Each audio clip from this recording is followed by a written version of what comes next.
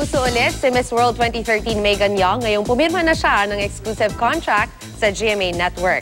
Excited na rin ang beauty queen na sumabak sa showbiz projects. Willing naman kaya si Megan na makatrabaho ang nalilink sa kanyang si Micael Daez. Makichika kay Aubrey Carampel.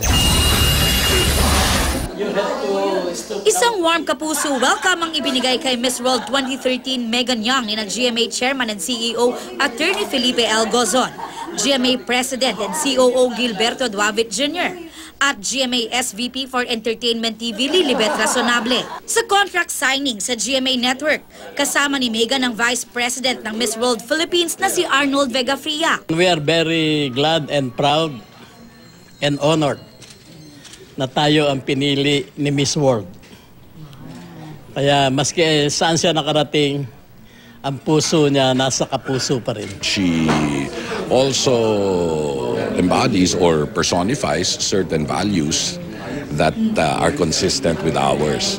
So we're very excited. Sa pagbabalik ng dating starstruck Avenger, siya na ang host ng upcoming season ng Artista Search. I'll be co-hosting Starstruck with Ding Dong. Ako, Avenger ako na nag-Starstruck ako. But that doesn't stop you from achieving your dreams or achieving what you want. Pero syempre, pag nandun ka sa competition, go, go, go. Yun yung peg. So, aim to win. But at the same time, kung hindi ka manalo, don't take it too hard kasi there are always good things out there for you. There's another one coming up. It's a big primetime soap, but we'll announce it when the time comes. Masayang araw to para sa aming lahat dito sa GMA.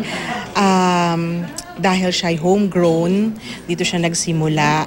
Ngayon namang balik kapuso si Megan. Excited daw siya sa posibilidad na makatrabaho ang nakababatang kapatid na si Lauren Young.